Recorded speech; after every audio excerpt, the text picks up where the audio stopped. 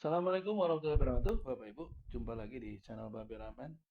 Kali ini saya akan membahas surat teman kita dari Banjarnegara. Namanya Ibu Tri. Ibu Tri ini seorang pegawai, seorang guru, belum PNS ya. Beliau punya pinjaman potong gaji. Yang beberapa pinjaman potong gaji. Yang pertama di sebuah bank swasta, BPR gitu.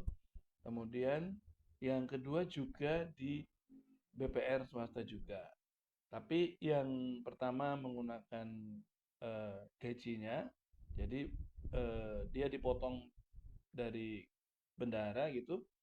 Kemudian yang kedua, karena sudah dipotong dari bendara, maka BPR yang kedua itu meminta buku rekening tabungan dan kartu ATM-nya ditahan sebagai jaminan.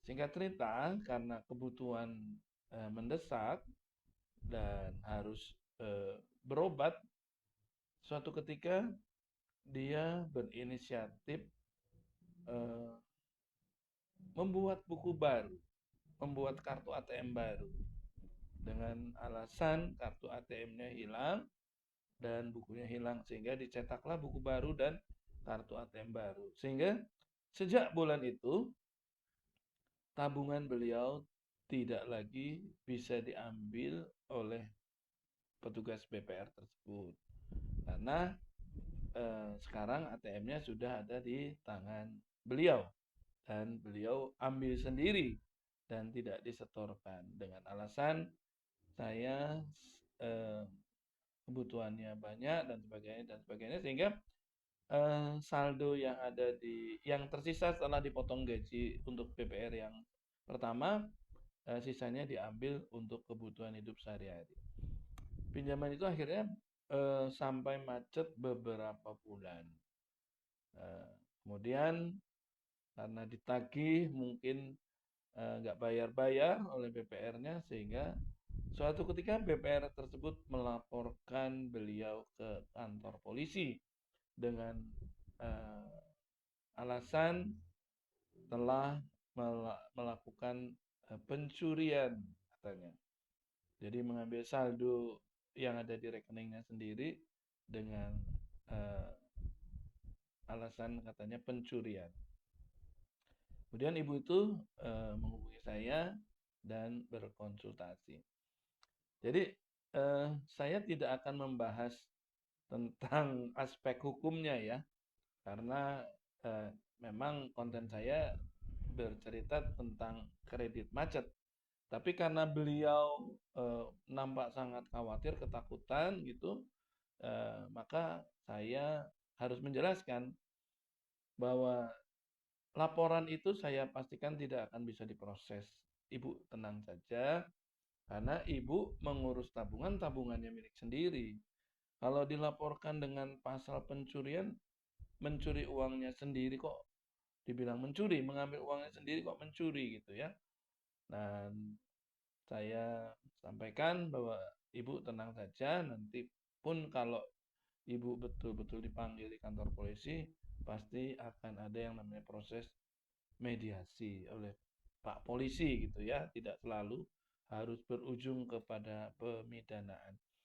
Bapak Ibu, eh, kasus ini unik ya. Saya anggap unik karena pertama banknya konyol. Banknya konyol, tidak lazim, tidak wajar bank meminta jaminan buku tabungan. Ya, justru kebalikannya, kalau bank itu minta jaminan buku tabungan dan ATM-nya dipegang oleh petugas, ibu ini malah justru bisa melaporkan polisi. Gitu. Karena apa? Itu namanya pencurian. Jadi yang menggunakan pasal itu, yang punya hak menggunakan pasal itu adalah ibu itu yang pemilik rekening tabungannya, bukan banknya. Sekalipun sudah ada kesepakatan bahwa tabungan itu sebagai jaminan ya. Dan kalaupun itu sebagai jaminan tabungan, maka yang harus dilakukan adalah ibu itu yang ngambil uangnya, baru uangnya disetorkan ke bank, bukan banknya yang pegang bukunya dan pegang ATM-nya gitu. Jadi buat saya itu konyol, banknya ceroboh gitu ya. Walaupun memang secara umum bahwa pinjaman eh, berpenghasilan tetap gitu ya, pinjaman potong gaji itu jaminannya adalah SK, dan SK itu tidak punya nilai ekonomis. Kenapa itu menjadi bisa eh, untuk ajukan kredit? Karena ada backupnya. Di balik SK itu ada gaji, dan gaji itulah yang untuk menjamin kelangsungan, keberlangsungan, kelancaran angsuran pinjaman tersebut. Jadi itu alasan kenapa bank mau memberikan kredit dengan jaminan SK. Nah, sekarang kalau ibu itu, eh, saya nggak tahu jaminannya ASK yang mana ya, karena sudah digunakan di BPR yang lain gitu.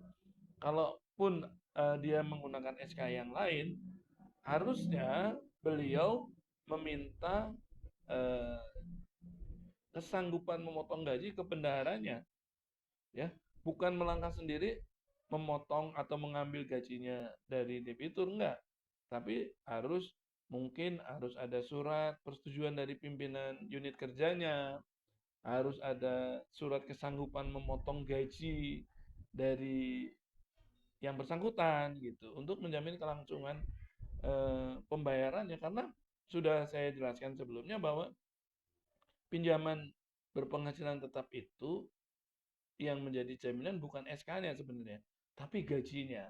Tapi memang tidak bisa dipungkiri di lapangan banyak terjadi bendahara yang memanipulasi data. Misalnya harusnya gajinya sudah habis, tapi dibuat seolah-olah gajinya masih bersisa sehingga masih bisa buat utang gitu. Atau yang lain kadang-kadang bendahara juga karena nggak enak dengan pegawai tersebut sehingga mau membantu walaupun eh, nggak sesuai dengan kondisi atau keadaan yang sesungguhnya seperti itu.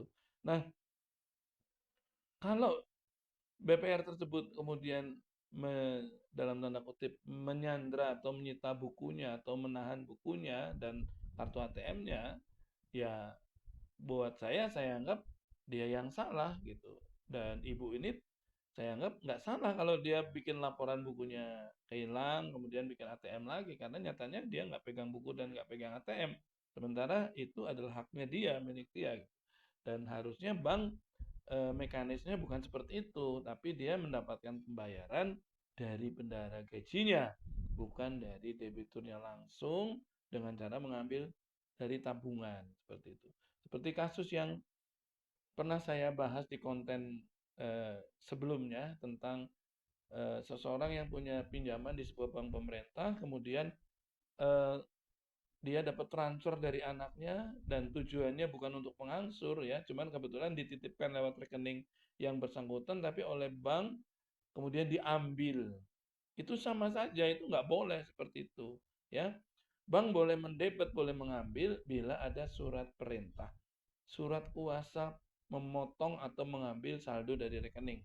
Tidak boleh dia tanpa persetujuan pemilik rekening untuk mendebet atau mengambil saldo tersebut dengan alasan karena punya pinjaman di situ yang menunggak.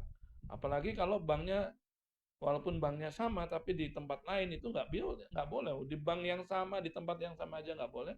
Dan ini sering terjadi ya, gitu. Beberapa bank yang punya unit kerja banyak gitu di setiap kecamatan, kemudian seseorang punya tabungan di unit kecamatan A, terus punya pinjaman di unit kecamatan B, kemudian diambil oleh petugas bank di unit kecamatan B tersebut tanpa persetujuan debitur. Itu nggak boleh ya. Bisa dilaporkan pimpinan, bisa dilaporkan OJK, bisa dilaporkan kepolisian. Karena itu masuk kategori pencurian. Gitu ya Bapak Ibu, semoga bermanfaat. Sampai jumpa di lain kesempatan. Assalamualaikum warahmatullahi wabarakatuh.